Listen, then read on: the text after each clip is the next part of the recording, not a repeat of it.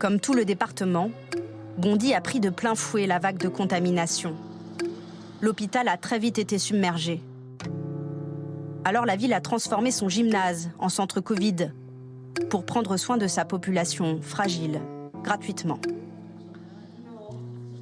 La population de Bondy est confrontée à plusieurs pathologies qui sont des pathologies presque de la précarité, c'est-à-dire une surmortalité liée à l'obésité, du diabète, ce qu'on entend. Je viens ici parce que je n'ai pas les moyens d'aller me faire soigner. Un peu comme certains utilisant les urgences hospitalières pour éviter à faire l'avance des frais pour pouvoir malgré tout être soigné. Depuis le déconfinement, le centre est entré dans une nouvelle phase.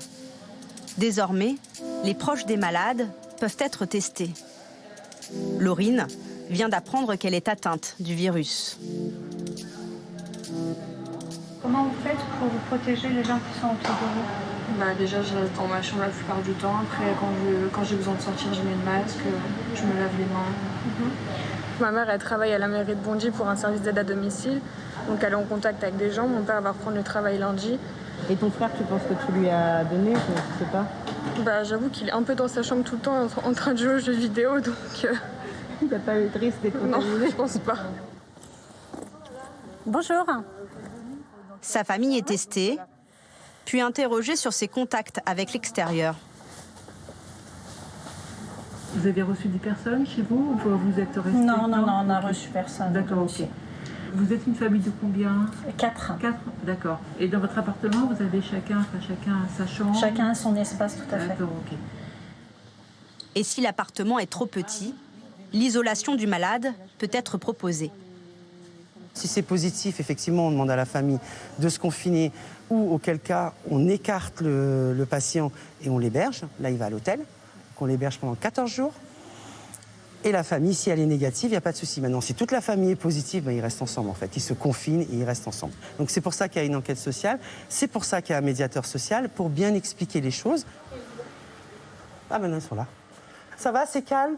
Là, c'est calme. Là, c'est calme. Ah, c'est calme, ça s'est calmé depuis ce matin, parce que ce matin... Bon. Centre Covid, bonjour. Pour briser la chaîne de contamination, les médecins se transforment en enquêteurs. Vous vivez tout seul? Je suis désolée de vous poser cette question-là. C'est un peu personnel.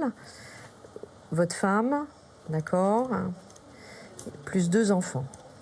La nouveauté, c'est que maintenant, il faut qu'on sache le contact.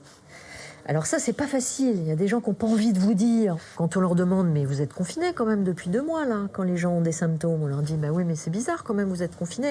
Et je pense que les gens, ils vous disent pas forcément la vérité, parce qu'ils ont la trouille, quand on les juge, qu'on leur dise, ah bah oui, mais bon, voilà, moi je suis sortie, j'ai fait ceci ou ça.